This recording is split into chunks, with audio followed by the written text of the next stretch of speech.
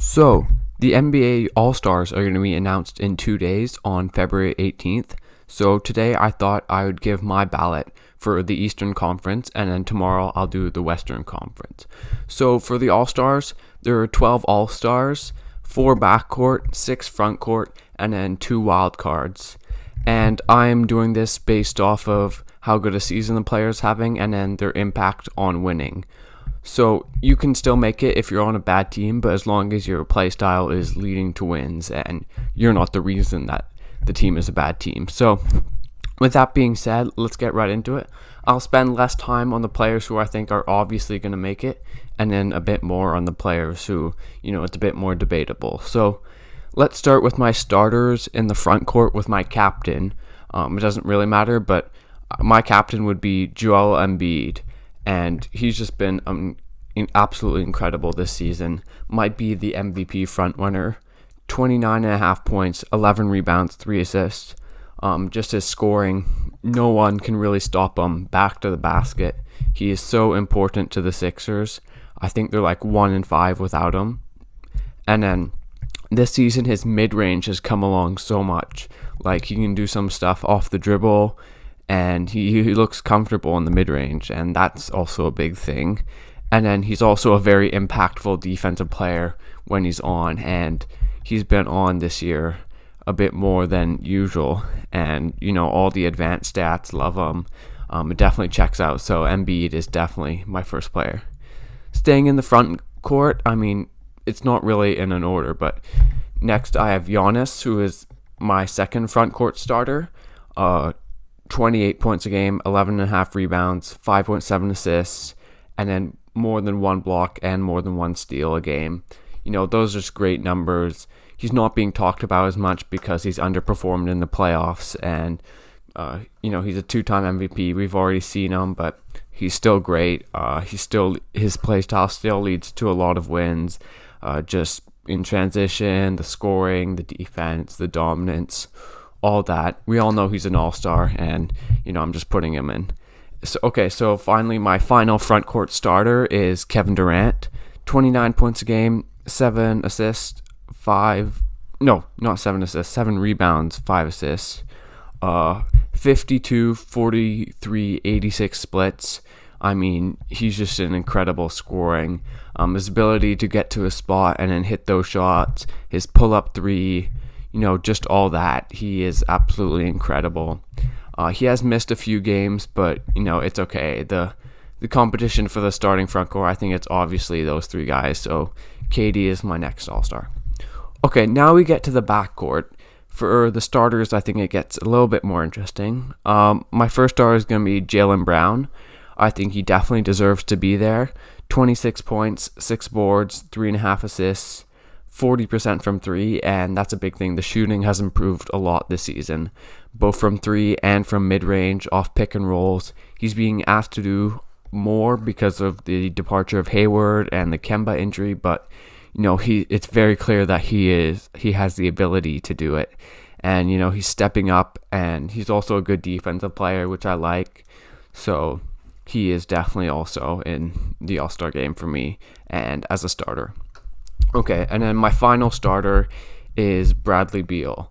33 points a game, and then 5 rebounds and 4 assists on 59% true shooting. And he is just carrying the Wizards team. He's really their only star, and it's sort of been all him. I can't blame him for the Wizards record because he's doing all he can, putting up these crazy numbers, and then he would have much more than 4 assists a game if his teammates were hitting his shots. So he's been unlucky. I just can't ignore 33 points a game, and he is my final All-Star starter.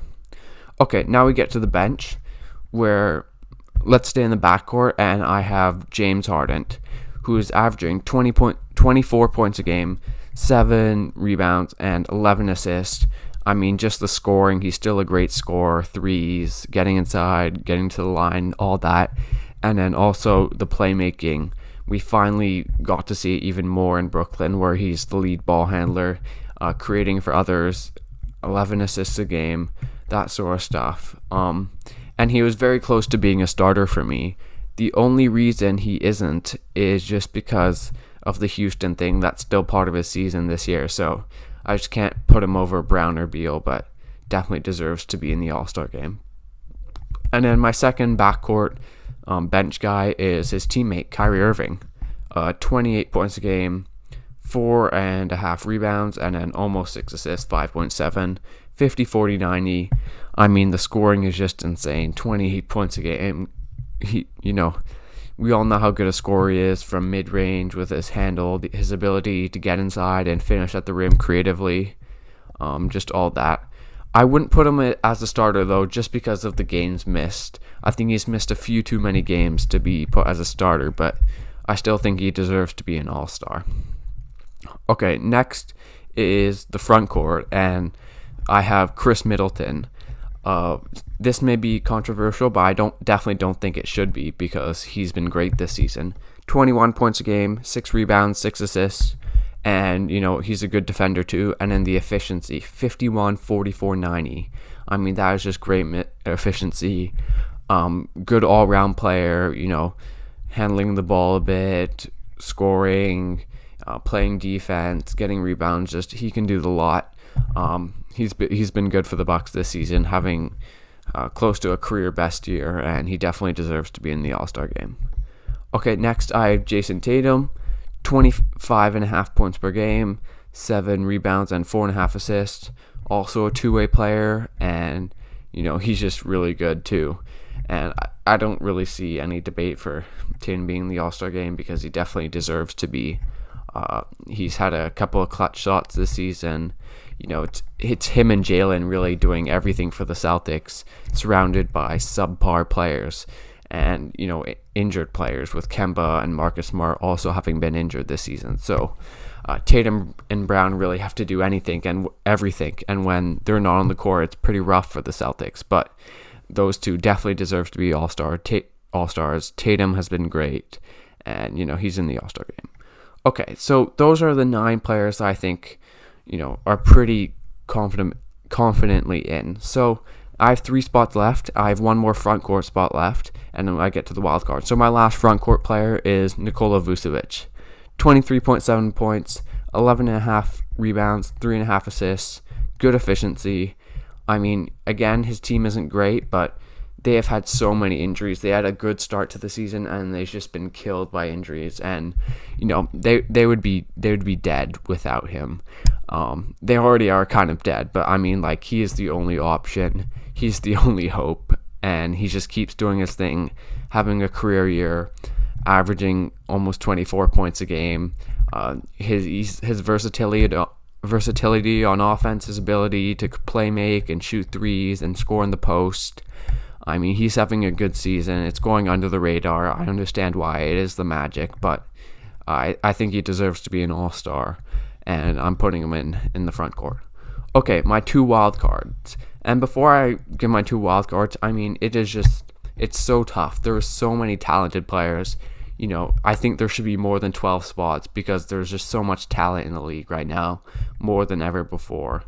But there's only 12, so I have 2 spots left, and one of them is definitely Ben Simmons. Simmons has been very good this season. He got off to a bit of a rough start, but he's really turned it around, and even when he was having his rough start, he was still playing well. The Sixers are the best team in the East, record-wise, and Simmons has played a massive part of that, and, that is a lot of his case, just his impact and his defense. His defense is so good. I mean, he might be the best defender in the league. I'm pretty sure he's the most versatile defender in the league. When you talk about a guy who can guard LeBron one night and then guard Damian Lillard the next, I mean, not many other players can do that. He has speed and size and strength and quickness, and he's 6'10". He can just do almost everything defensively. Him and Embiid, what a great defensive duo that is. And then the stats are also, they're not great, but they're still pretty good. 15 points, 8 rebounds, 8 assists. Shows a well-balanced game. And even without a jump shot, he's provided a positive impact offensively because of his playmaking. I think on shots assisted by Ben Simmons from 3, the Sixers are shooting a great percentage from 3. And then when he's not on the floor and not assisting shots, their 3-point percentage plummets. So, you can see his impact with stats like that. The advanced stats, love him. His on-off numbers, and he's just been great for the Sixers. And I think he should be an all-star just because of his defense and playmaking and impact and things like that. Okay, one last spot, and I'm gonna give it to Bam Adebayo. Bam is having a good season. The Heat aren't, but it's hard to say that's his fault just because the amount of injuries and protocol things they've had to go through. Bam is averaging 20 points, 9.5 rebounds, and 5.3 assists, a better year than last year, at least stats-wise. And then he's obviously a great defender with his switchability and rim protection and things like that. And then his mid-range has really improved this year. He's become a good mid-range shooter, someone who can take it off the dribble a little bit and score in isolation from the mid-range. He's also a good playmaker, 5.3 assists. That's good for a center. And he's proven it in the playoffs, and he has a positive impact on the game. And just because the Heat aren't having a great season, it's definitely not his fault, and I'm not gonna not put him in because of that. So those are my 12 All-Stars for the East. Honorable mentions go to, there's a ton of guys, but Randall, Hayward, Trae Young, Fred VanVleet, and Domantas Sabonis. But anyways, thanks for watching, guys. Like and subscribe if you enjoyed, and I'll see you guys next time.